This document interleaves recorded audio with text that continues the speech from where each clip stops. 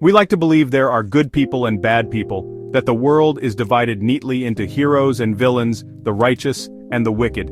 It's comforting to imagine that morality is simple, that we can always tell who's on the right side of history just by looking at them. We reassure ourselves that we, of course, are among the good ones, and that we're safely on the right side of that line, protected by our values, our upbringing, or our sense of justice. We draw boundaries in our minds, separating ourselves from those we judge as other, believing that evil is something distant, something that could never touch us or those we love. But what if the line between good and evil isn't fixed? What if it's not a bold, unbreakable barrier but a faint, shifting mark that can be redrawn by circumstance, by pressure, or by fear? What if the boundary is so fragile that it can disappear altogether when we least expect it? What if, under the wrong circumstances, any of us could cross it? Imagine being pushed to your limits, by desperation, by authority, by the crowd around you. Would you still recognize yourself? Would you still be so sure of which side you're on? Evil isn't just about bad apples, it's about the barrel, the system, and the situation that can corrupt even the best of us. Sometimes, it's the environment that shapes our choices, the pressures that twist our intentions, or the silence of those around us that allows harm to grow. Even the most well-meaning people can be swept up by forces larger than themselves. The horrors of the 1990s, genocide in Rwanda, ethnic cleansing in the Balkans, weren't committed by monsters but by ordinary people shaped by powerful external forces. These were neighbors, teachers, shopkeepers, people who, under different circumstances, might have lived peacefully side by side, but fear, propaganda, and the breakdown of social order turned them into perpetrators of unimaginable acts. The unsettling truth is that we all have the capacity for both kindness and cruelty. The same hands that can comfort can also harm, the same hearts that can love can also hate. Our choices are shaped by the world around us, by the people we listen to, and by the stories we tell ourselves about who we are. The line between good and evil runs through every human heart. It's not something we're born with or something we can erase. It's a tension we all carry, a struggle that plays out in our actions, our words, and our silences. Understanding what pushes us across that line is the first step to staying on the side of compassion. By recognizing our own vulnerability, we can build empathy, resist harmful influences, and choose again and again to act with courage and kindness, even when it's difficult. I call this process the Lucifer Effect, the transformation of ordinary people into perpetrators of evil. It's not about inherent evil, but about how situations and systems can overwhelm our character. Human behavior is shaped by three forces: the person, the situation, and the system. We focus on individuals but often ignore the power of group pressure and the systems that create toxic environments. Evil is rarely a sudden leap. It's a series of small steps. Minor rule-bending, small acts of aggression, dehumanizing jokes. Each step makes the next one easier until the unthinkable becomes possible. The real question isn't who is to blame, but what is to blame and how do we change it? Recognizing this gradual descent is crucial to preventing it. In the summer of 1971, a bold psychological experiment began at Stanford University. We set out to explore a simple but profound question. How do ordinary people respond to the power of roles and the structure of institutions? We recruited a group of college students, bright, curious, and seemingly well-adjusted, and randomly assigned them to play the roles of guards or prisoners in a simulated prison environment. The transformation was almost immediate. The students assigned as guards, once friendly and easygoing, began to embrace their new authority. Dressed in uniforms and given sunglasses to mask their eyes, they started to act with a sense of power and detachment. Meanwhile, those cast as prisoners were stripped of their individuality, given numbers instead of names and plain smocks instead of their own clothes. Quickly they became passive, anxious, and deeply distressed, as if the walls of the mock prison were closing in on them. The roles took on a life of their own. Guards began inventing humiliating tasks and punishments, pushing the boundaries of cruelty. Prisoners in turn broke down emotionally, some even suffering from extreme stress and hopelessness. As the experiment's leader, I watched with growing concern, yet even I found myself swept up in the unfolding drama, losing sight of my responsibility to protect the participants. The line between simulation and reality blurred. What was meant to be a 2-week study spiraled out of control. The The psychological abuse escalated so rapidly that we were forced to halt the experiment after just 6 days. It took the intervention of an outsider, someone not caught up in the roles or the system, to recognize the harm and demand that we stop. Sometimes it takes a fresh perspective to see what's really happening.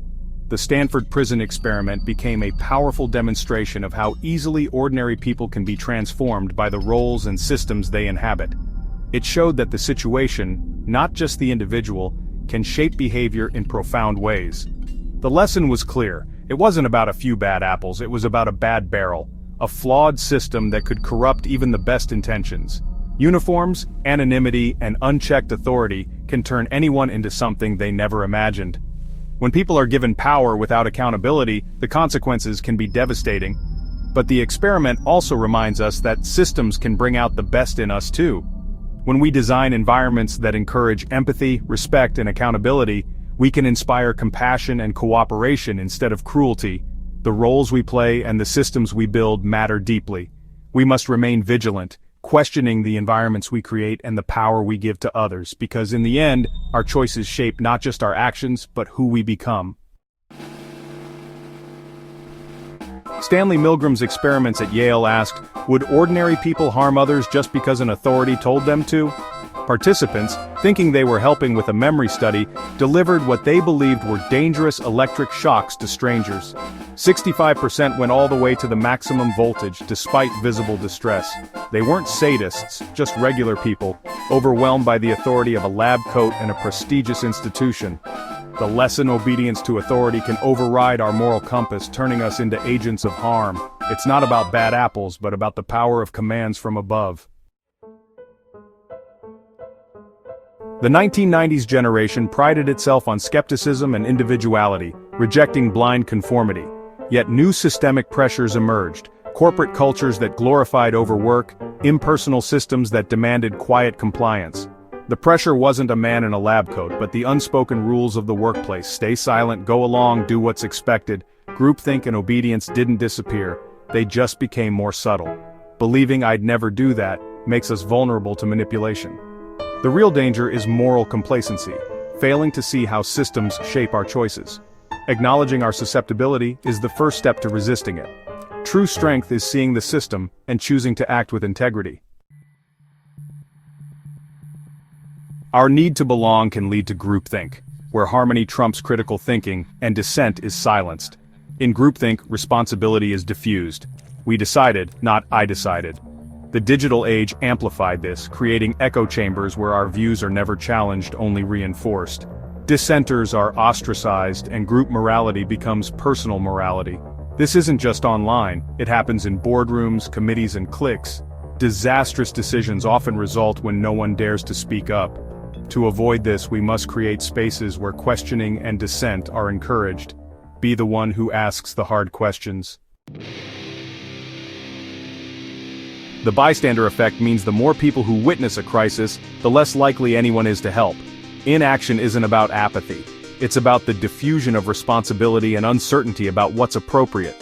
Online, millions witness bullying or misinformation, but most scroll past, assuming someone else will act. Overcoming this requires a conscious choice. Take responsibility, don't wait for others. Even small actions, calling for help, speaking up, can break the spell of inaction. Assigning responsibility directly, you call 911, makes a difference. In everyday life, be the first to stand up for what's right. Refuse to be a passive observer. Protecting ourselves starts with awareness, spotting the red flags of a bad barrel. Dehumanizing language is a warning sign. Challenge it wherever you hear it. Beware systems that demand blind obedience and punish questions. Healthy systems welcome scrutiny. Anonymity and secrecy breed irresponsibility. Accountability and transparency are antidotes. In your own life, own your actions and words. Refuse to participate in anonymous attacks or gossip. By stepping into the light and taking responsibility, we make it harder for evil to take root. Vigilance and courage are our best defenses. The same powerful forces that can sometimes push us toward darkness, that can nudge us to follow the crowd or turn a blind eye to suffering, can also inspire us to become heroes in our own right. These forces are not inherently good or bad, they simply amplify the choices we make. Heroism isn't some rare, unattainable quality reserved for a select few. It's a decision, often made in the most ordinary of moments, when you choose to help, to care, or to stand up for what's right, even when it's uncomfortable. The true hero is the one who refuses to conform to injustice, who dares to question the status quo, and who stands up, even if they must stand alone. It's the person who speaks up for someone being mistreated, who offers a hand to someone struggling, or who simply listens when someone needs to be heard. Heroism is often a small act of defiance against social pressure, a quiet but powerful refusal to go along with what feels wrong. To cultivate this kind of courage, it's important to stay mindful of the subtle pressures that shape our actions every day. Take time to reflect on your values and intentions. Take personal responsibility for both your actions and your inactions. Ask yourself, am I acting out of habit or out of compassion and conviction? See yourself as an agent of change, no matter your age, background, or circumstances. Every positive action, no matter how small, can ripple outward and inspire others. Even a simple gesture, a kind word, a helping hand, a moment of understanding, can make a difference in someone's life. The line between good and evil isn't crossed in grand, dramatic moments alone. It's crossed or not crossed every day in the small decisions we make. You are not powerless. You have the ability to think critically, to act with compassion, and to inspire those around you to do the same. The real challenge isn't just to find and punish the so-called bad apples, but to recognize and repair the systems and environments that allow harmful behavior to flourish. We must work together to build communities and institutions that encourage empathy, fairness, and accountability, places where heroism is nurtured, not stifled. And above all, remember to look for the hero within yourself. Every day brings new opportunities to choose compassion over conformity, to act with courage, and to make a positive impact. That's the path to a more humane, just, and compassionate world, one small, courageous choice at a time.